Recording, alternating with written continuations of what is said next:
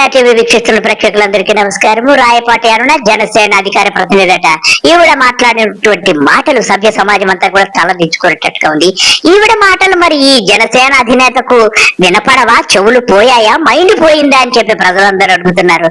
మరి మీ పిల్లల్ని ఏదో అన్నారని చెప్పి నువ్వంత బాధపడ్డావే, మరి నీ జన సైనికురాలు ఇలా రెచ్చిపోతా ఉంటే వీర మహిళలు నువ్వేం పీకుతున్నావని అడుగుతున్నారు. నీకు మైండ్ పని చేయదా? నీకొస్తే ఒక ధర్మము, ఎదుటివాడికి ఒక ధర్మమా అని అడుగుతున్నా. ప్యానెల్ సాక్షిగా ఎన్డీఏ కూటమి తరఫున అసెంబ్లీ సమావేశాలకు సంబంధించి హామీ ఇస్తున్నాం క్లియర్ గా. జగన్మోహన్ రెడ్డి గారు ఎవరికి పుట్టారు అనేటువంటి ప్రశ్న మేము అసెంబ్లీలో రానియ్యం. అమ్మ రాయపాటి అరుణ గారు, మిమ్మల్ని కూడా మేము అదే క్వశ్చన్ అడుగుతున్నాను.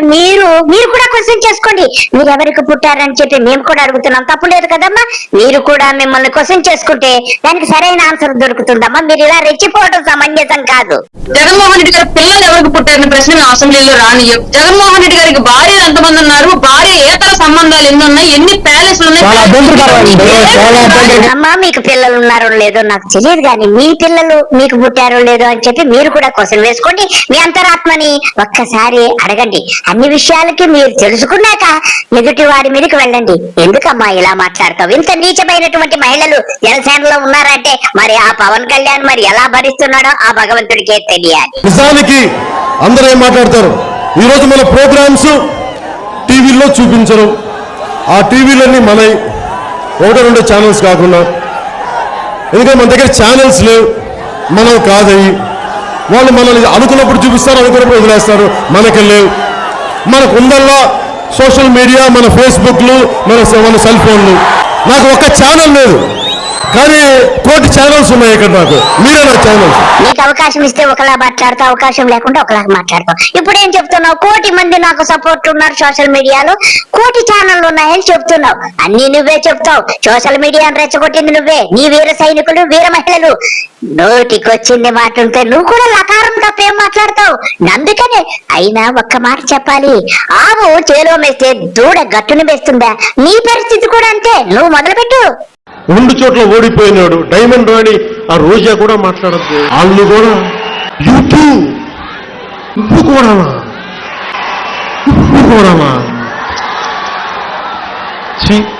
నా బతుకు చెడా. కానీ ఇదంతా మీకోసం అబ్బాయి, నా కోసం లేదు, మీకోసం. మాట మాటకి జగన్ సైకో అంటారు. మీరు రా సైకోలు. నువ్వు, నీ బ్రదర్స్, మీ ఫ్యామిలీ మొత్తం సైకోలు. అర్థమవుతుంది కదా వికృతానందం ఎలా పొందుతున్నారు. నువ్వు కూడా నా బూతు అని ఎందుకయ్యా మాట్లాడతావు? ఒక డిప్యూటీ చీఫ్ మినిస్టర్ గా ఉన్నావు ఇప్పుడు. మరి ఇవన్నీ ఒక్కసారి మననం చేసుకో. నీ వీర మహిళలు రెచ్చిపోవడానికి నువ్వు కాదా కారణము? ఇదిగో నీ బాబుగాడు, అదే నీ నాగబాబు చూడు, ఆడు ఎంత వికృతంగా నవ్వుతున్నాడు, ఎంత ఆనందం పొందుతున్నాడు. వాళ్ళిద్దరూ కలిసి ఏదో జబర్దస్త్ షో కూడా చేశారు.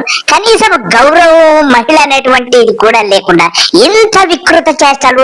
ఇంత సైకోలు. మీరు సైకోలు, జగన్ గారు సైకోకి మీరే బ్రాండ్ అంబాసిడర్లు. మీరు ప్రతి నిమిషానికి మీ బతుకుశాడా. ఇకపోతే ఇప్పుడు వస్తారు మన శుద్ధ పూస శ్రీ నారా చంద్రబాబు నాయుడు గారు. ఆయన చెప్పేటువంటి నీతి వాక్యాలన్నీ కూడా మీరు పెన్ను పేపర్ తీసుకుని చక్కగా రెడీ ఉంచుకొని చక్కగా రాసుకోండి ప్రజలారా.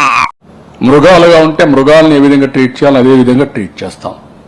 మనుషులుగా ఉంటే మనుషులుగా ట్రీట్ చేస్తాం. ఇది ప్రజాస్వామ్యం, రాళ్ల యుగం కాదు, రాతి యుగం కాదు. ఆ విషయం వీళ్ళందరూ గుర్తుపెట్టుకోవాల్సిన అవసరం ఉంది.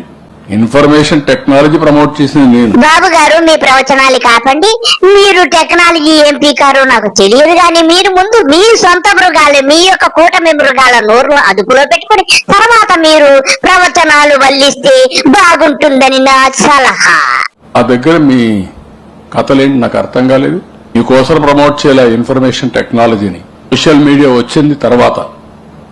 అలాంటి దాంట్లో మీ ఇష్ట ప్రకారం పెట్టి తప్పుడు అడ్రస్లు పెట్టి చేయడం తప్పిది.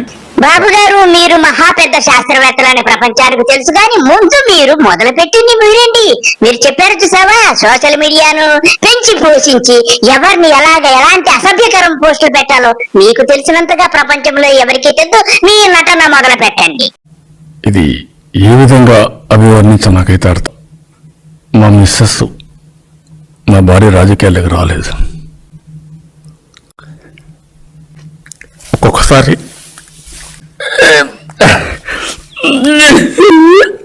బాబు గారు మీ భార్యని ఏదో అన్నారని చెప్పి మీరు గతంలో ఎక్కెక్కి దొల్లి ఏడ్చారు కదా, మరి ఇప్పుడు జన సైనికులు రెచ్చిపోచి మరి మీ ప్రతిపక్ష నాయకుడైనటువంటి జగన్ వాళ్ళ భార్య పైన కుటుంబం పైన అసభ్యకరమైన పోస్టులు పెట్టడమే కాకుండా నీచంగా మాట్లాడుతున్న ఈ వీర మహిళకి నీకు భయం చెప్పాలని తెలియదా? నీకు ఏమైనా శ్రీరంగనైతులు చెప్పడానికే గాని ఆచరించడానికి రాదా? నీకైతే ఒక నీతి, ఎదుటివాడికైతే ఒక నీత.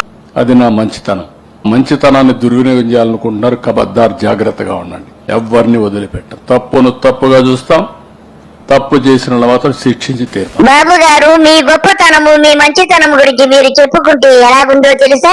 ఒక ఆవిడ వెనకటికి నా మొగుడు ఏపిచ్చాలి నేనే మెచ్చాలందట. అలా ఉండయ్యా నీ గొప్పతనాన్ని నువ్వే నోళ్ళ పొగుడుకుంటుంటే.